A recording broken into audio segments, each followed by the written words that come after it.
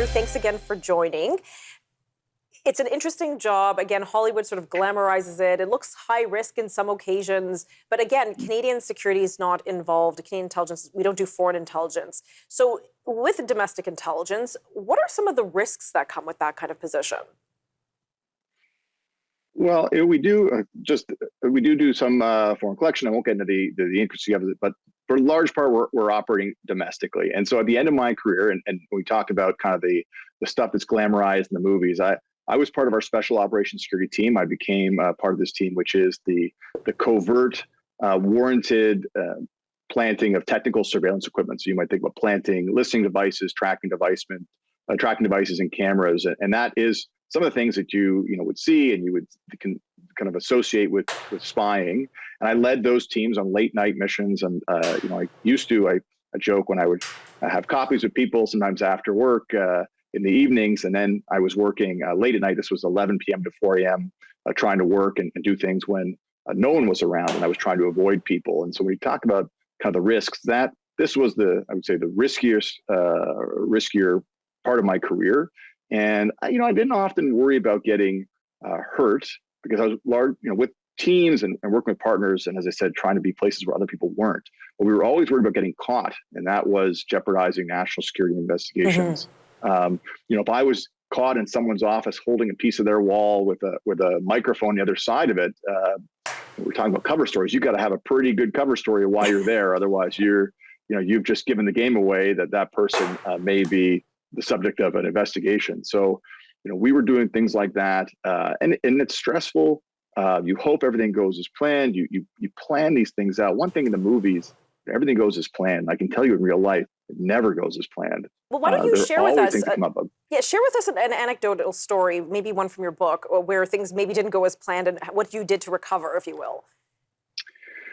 Well, I'd say no plans. We were interrupted many, many times by people walking their dogs at 2 a.m. I never realized before I became a spy how many people went out for a smoke and walked their dog between 1 and 2 a.m. And you can imagine if we are sitting in someone's driveway trying to put a listening or tracking device in someone's car, and all of a sudden we hear that the neighbors decided to turn the light on, get up, and walk down the street and have a smoke.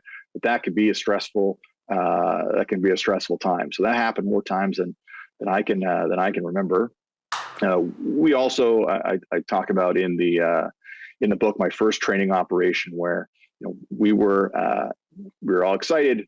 We're getting out of the car. This was a training operation ready to go into somebody's condo, and we took 2 steps out of the van, and my colleague stepped in a large pile of dog poo. I know a dog is featuring so much in this conversation, but you can't break into somebody's house if your shoe is covered and it smells really bad. So things like that, both the funny and the silly and the weird, happened all the time. And sometimes the people that we were investigating were a little close by, and they would pop by, and that's where it got very tricky. So as I talk about in the book, a big operation where we were in someone's driveway and trying to get access to their vehicle. I inside, and the individual came downstairs and was in the front hallway. And there was a moment where we thought, okay, are we going to have to intercept this person, tackle this person, run away, grab our stuff and go?